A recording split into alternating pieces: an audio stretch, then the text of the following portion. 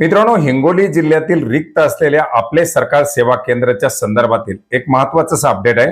मित्रांनो, आपले सरकार सेवा केंद्रासाठी पात्र झालेल्या उमेदवाराची अंतिम गुणवत्ता यादी जाहीर करण्यात आलेली असून 20 एप्रिल 2026 ते 22 एप्रिल 2026 या कालावधीमध्ये याच्या संदर्भातील काही हरकती आक्षेप असल्यास ते नोंदवण्याचं आवाहन विभागाच्या माध्यमातून करण्यात आलेलं आहे।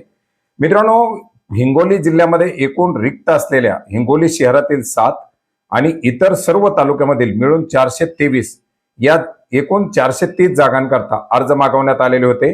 याच्या संदर्भातील जाहिरात आणि अर्जाच्या संदर्भातील आपण अपडेट देखील घेतलेलं होतं। आणि मित्रांनो, याच्याच अंतर्गत जवळजवळ जे काही अर्ज आलेले होते अशा 3101 अर्जाची छाननी करून याच्या अंतर्गत 1861 उमेदवाराच्या मुलाखती घेण्यात आलेल्या होत्या। फेब्रुवारी 2026 मध्ये या मुलाखती पार पडलेल्या होत्या।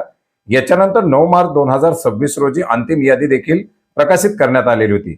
मात्र या यादीवरती बऱ्याच सारे दावे आणि हरकती घेण्यात आलेल्या होत्या। याच्यामध्ये पात्र झालेले जे काही उमेदवार आहेत त्याच्या विरोधात देखील बऱ्याच सारे हरकती प्राप्त झालेल्या होत्या। या अनुषंगाने 161 उमेदवारांनी शैक्षणिक अर्हते संदर्भातील कागदपत्र पुन्हा एकदा सादर केलेली आहेत। त्यांना गुणदान देण्यात आलेले आहे। त्याचबरोबर प्राप्त झालेले 59 हरकतीवरती देखील सुनावणी घेऊन गुणवत्ता आणि नियमाच्या आधारे निर्णय देण्यात आलेला आहे। जाहिरातीमधील नमूद अटी आणि शर्तीनुसार अपात्र उमेदवारांना अनर्ह ठरवण्यात आलेला असून या सर्व प्रक्रियेनंतर एक अंतिम गुणवत्ता यादी प्रसिद्ध करण्यात आलेली आहे। आणि या यादीच्या संदर्भात जर काही हरकत आक्षेप असेल तर उमेदवारांनी 20 एप्रिल 2026 ते 22 एप्रिल 2026 या कालावधीमध्ये आपल्या हरकती अप्पर जिल्हाधिकारी कार्यालय हिंगोली या ठिकाणी करण्यासाठीचा निर्देश देण्यात आलेले आहेत, सूचना देण्यात आलेल्या आहेत।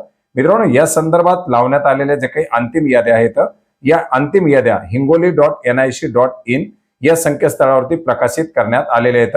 याची लिंक आपल्याला व्हिडिओच्या डिस्क्रिप्शन बॉक्समध्ये सुद्धा देण्यात आलेली आहे।